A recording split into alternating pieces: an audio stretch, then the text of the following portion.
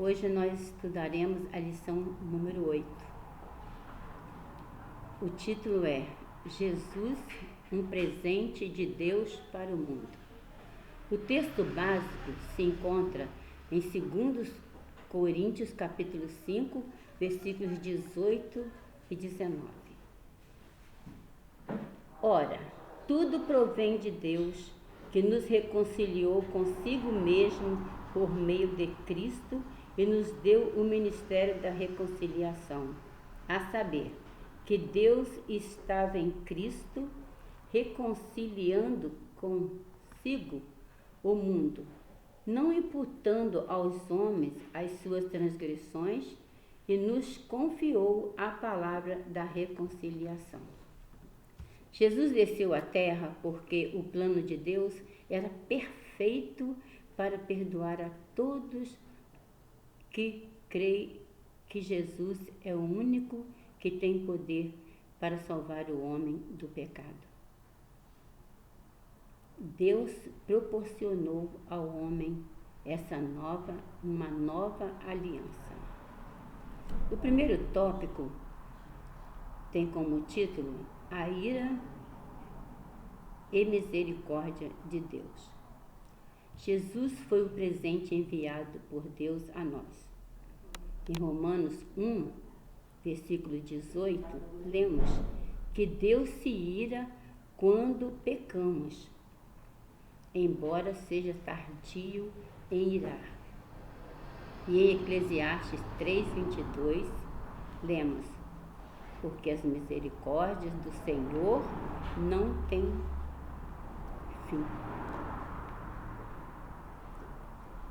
No livro de Atos, capítulo 13, do versículo 4 ao 12, nós encontramos Paulo e João na ilha de Pafos. Lá eles estavam pregando o Evangelho quando encontraram Bar-Jesus, um mágico. Este mágico estava desviando a atenção do povo para não ouvir o que Paulo estava ensinando.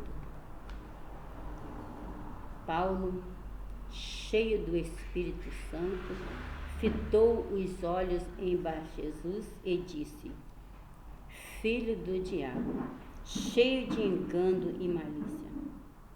Logo ele ficou cego por um tempo. E seu companheiro precônsul, chamado Sérgio Paulo,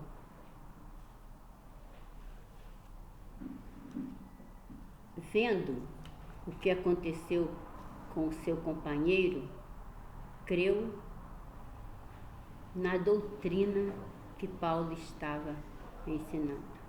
Que coisa maravilhosa! Quando a pessoa abre o seu coração para ouvir a palavra do Senhor, ele crê e aceita Jesus como seu único e eterno Salvador. O segundo tópico tem como título Como remover a ira de Deus. A ira de Deus desvia do homem quando ele aceita a Jesus, o presente de Deus para o mundo. No Antigo Testamento, vemos a aspersão sobre o altar realizado pelos sacerdotes, sacrificando animais perfeitos e sem defeito, como expiação de pecados pelo povo e por eles mesmos. Hoje, Jesus derramou o seu sangue por nós na cruz uma única vez. Que sacrifício Jesus fez por nós! Deu a sua própria vida. O terceiro tópico, a ideia do tabernáculo, se encontra em Êxodo, capítulo 33, do versículo 7 ao versículo 11. E nós vamos ler este texto.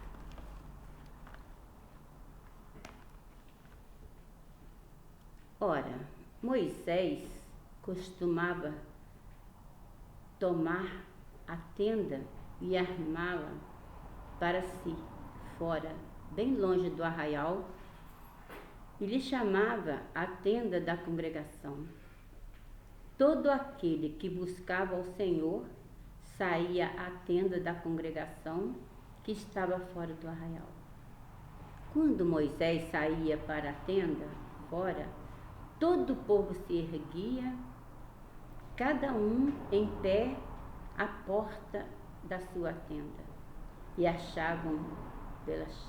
e olhavam pelas costas até entrar ele na tenda, Moisés. Uma vez dentro, Moisés da tenda, descia a coluna de nuvem e punha-se à porta da tenda, e o Senhor falava com Moisés. Todo o povo via a coluna de nuvens que se detinha à porta da tenda. Todo o povo se levantava, e cada um, à porta da sua tenda, adorava ao Senhor. Falava o Senhor a Moisés face a face, como qualquer fala a seu amigo. Então voltava Moisés para o arraial, porém o moço Josué, seu servidor, filho de Nun, não se apartava da tenda. Que texto maravilhoso! Aqui nós vemos que Moisés, ele intercedia pelo povo. Por isso que somente ele entrava dentro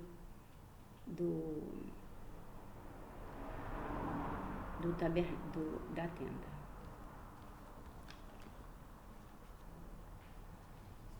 O terceiro tópico fala sobre a ideia do tabernáculo.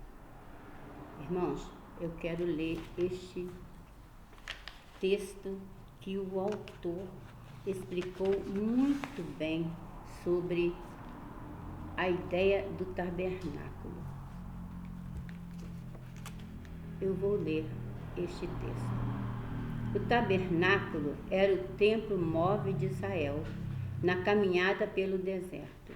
Era a morada de Deus, lugar de encontro com Ele. Tinha o lugar santo, onde ficava o povo, e o Santíssimo, ou Santo dos Santos, onde o sumo sacerdote entrava uma vez por ano, para fazer a expiação do pecado do povo. No Santíssimo ficava a Arca da Aliança. O nome da sua tampa era Caporete, de um verbo da família QPR, que significa propiciar. Êxodo 25, 17 a 22. Ali, o mais perfeito ato da expiação acontecia uma vez por ano. O lugar mais importante e solene do tabernáculo era onde sucedia a propiciação. Ofertava-se a Deus para a sua ira se afastar do povo. O sangue era derramado sobre a tampa da arca, e dentro da arca tinha as tábuas das leis que Moisés recebeu de Deus, que é os 10 mandamentos. Propiciação e perdão andam juntos. Moisés falava com Deus e sentia Deus, mas não via a face de Deus. Porque nós lemos em Êxodo, capítulo 33, versículo 20, disse Deus a Moisés: nenhum homem verá minha face e viverá. A propiciação simboliza a cruz de Cristo. O quarto tópico, a obra de Cristo. No livro de Lucas, capítulo 18, versículo 13, nós vemos ali a passagem daquele publicano. Ele achava que era muito bom, e que ele não precisava do perdão de Deus. Ele exaltava a si mesmo. A palavra de Deus diz em 1 Pedro, capítulo 5, versículo 6, lemos assim: humilhai-vos, pois, debaixo da potente mão de Deus, para que a seu tempo vos exalte. O apóstolo Paulo mostra o sangue de Jesus como nossa propiciação.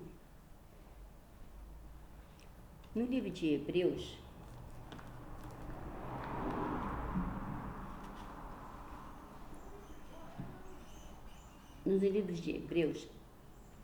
capítulo 9, do versículo 11 ao 14, lemos que Jesus é o sumo sacerdote, o maior e mais perfeito tabernáculo, não feito por mãos de homens, mas através do seu próprio sangue. Entrou no Santo dos Santos, uma vez por todos nós, sendo obtida a eterna redenção. Jesus é o nosso advogado. É Ele que intercede por nós diante do Pai. A morte de Jesus é um gesto de amor de Deus, onde o Pai oferece o Filho como propiciação dos nossos pecados. Na passagem no fim de cada lição, nós lemos para pensar e agir. Deus quer manter um bom relacionamento com seus filhos e para manter este relacionamento enviou Jesus Cristo. O segundo ponto diz: o perdão dos nossos pecados só é possível por causa de Jesus Cristo, e é um perdão eterno. E o terceiro item é pela fé na morte de Cristo. É pela fé na morte de Cristo em nosso lugar que temos paz com Deus. E por sua graça somos salvos. No segundo tópico, nós vemos Paulo como aquele mágico. E eu quero falar um pouco mais sobre este texto. Paulo, quando chegou em Pafos, pregando o Evangelho de Jesus, ensinando a doutrina maravilhosa que Jesus deixou para nós, aquele mágico queria atrapalhar Paulo ao falar de Jesus. Interessante que quando uma pessoa está com seu coração aberto para aceitar a Jesus como seu único Salvador, realmente não tem nada que faz com que a pessoa não entenda o que o pastor, o mensageiro da palavra está falando. O amigo daquele mágico, Sérgio Paulo, quando viu que Bar Jesus tinha ficado cego logo após a palavra de Paulo dizer para ele, filho do diabo, cheio de engano e malícia, quando ele viu o seu companheiro ficar cego, ele entendeu que ele estava diante de uma mensagem maravilhosa e ele então aceitou a Jesus como seu único e eterno Salvador. Que maravilha! Foi maravilhoso quando eu aceitei a Jesus aos meus 14 anos. E até hoje eu nunca deixei o meu Senhor. E sempre peço a Deus que me abençoe, para que enquanto eu viver, eu possa servir esse Deus maravilhoso. É muito bom servir a este Deus, que é o único Deus, o Deus dos deuses. Que Deus nos abençoe. Amém.